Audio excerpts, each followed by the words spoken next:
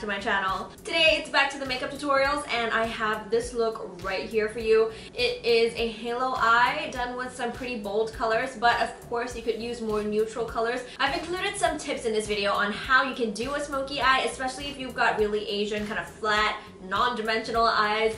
This is the video for you if you want to figure out how you can do a halo smoky eye. As I mentioned before, feel free to substitute the colors for more neutral colors if you're going for a more wearable look. I just wanted to play around with some brand new colors that I had, and I am so happy with the way that this look turned out. So if you are interested in finding out how I got this look right here, then please keep on watching.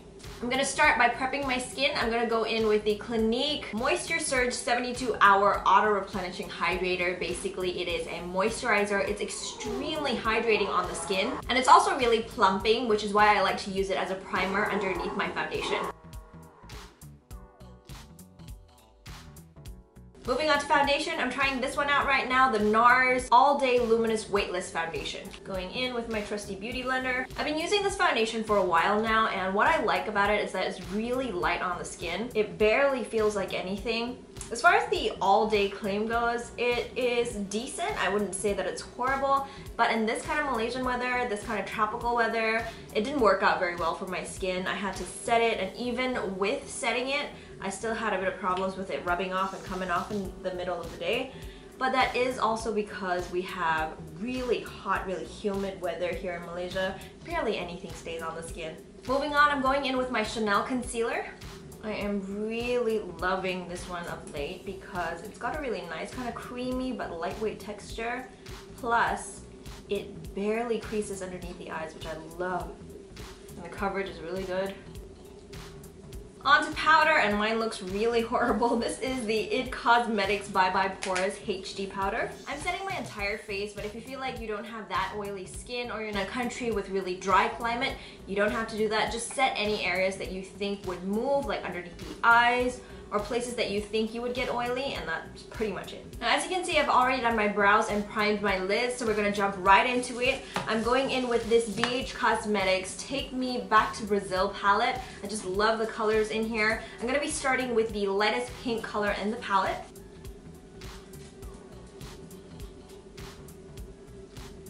Moving on, I'm going in with a slightly darker color with a smaller brush. Still in the crease. Now going in with this beautiful magenta color. Again, a smaller area in the crease. Basically, I'm creating a gradient with all these colors. Now finally going in with the darkest purple color in the palette. Again, in the smallest little area in the crease. We want a lot of darkness here in the crease, so just keep relayering the color until you get the intensity that you want. Okay, and now adding that purple to the inner and outer corners of the mobile lid. Alright, so I've got the outer and inner corners done.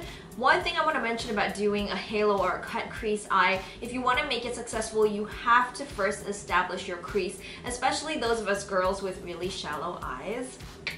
Right here. What you need to do is make sure that your crease is dark enough so that when you put on that concealer, you can see the obvious line in between the crease and the concealer and the mobile lid. I know it seems kind of scary to pile on that much makeup into your crease, but trust me, that is the key to creating this kind of makeup look. Obviously, right now I'm using really bold colors, but if you wanted to, you could use really nice, light, kind of neutral colors, but just make sure you pack something dark into the crease. That's gonna make all the difference. Now onto the concealer, I'm gonna be using the Tarte Shape Tape to kind of cut out my crease. One trick you can do is put a thick layer of concealer right onto your lash line in the middle here, and then open your eye like this, and it will transfer onto your top lid. That is basically how high you want to go if you want it to look a little bit more natural. If you want it to look more dramatic, you can bring it up a little bit higher than where it touches your lid. I'm going to take it up slightly higher. And then once there's nothing left in your brush, just tap outwards a little bit to blend the product out. Moving on, I want to do something really sparkly on the mobile lid, so I'm going to go in with this Colourpop eyeshadow. It's the Supernova shadow in Now or Never, and I'm going to apply it with a really tiny flat brush. Now if you're using the same product as me and you get a little bit above your crease, just grab a spoolie and kind of scrape it off bit by bit. Right, so that sparkly eyeshadow is on, and this always happens to me whenever I'm creating a cut crease. I'll do everything, cut the crease, put on the eyeshadow, and then I'll think, okay, I need to darken the crease up a little bit. So what I usually do is I'll take a brush like this one. This is actually a tiny kind of flat-headed brush that I got for less than $3.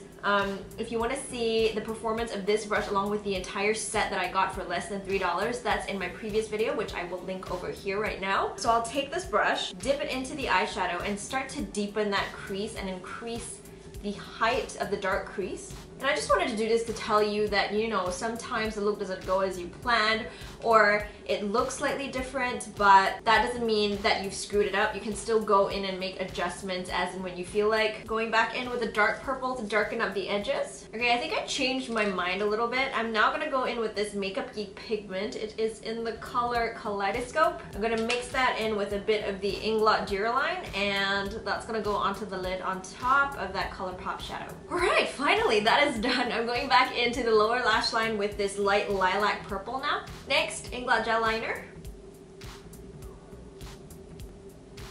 Going in now with the Bobbi Brown Longwear Waterproof Liner. And then the Benefit Badgal Mascara.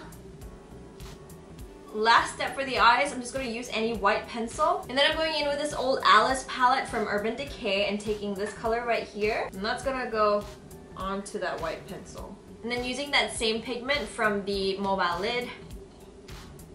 Moving on to the rest of the skin, I'm now going in with this Fenty Beauty Match Stix in Confetti. This is going to be the base for my highlight. And topping that off with the Anastasia Beverly Hills Moonchild highlighting palette, I'm going to go in with Blue Ice. Moving on to the Hourglass Ambient Lighting Blush in Euphoric Fusion. And then for contour, I'm going into the Anastasia Contour Kit in light to medium.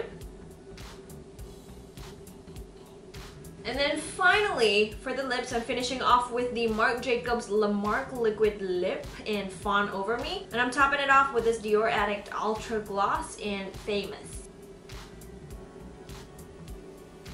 And this is the finished look. I really hope that you guys enjoyed this tutorial. I hope that you found it helpful, especially for those of you guys who, like me, have really shallow, not deep set eyes at all. If you have any questions about the look at all or the products that I use, please leave them down in the comments box below and I will get back to you as soon as I can. Thank you guys so much for watching, and I really hope I see you in my next video.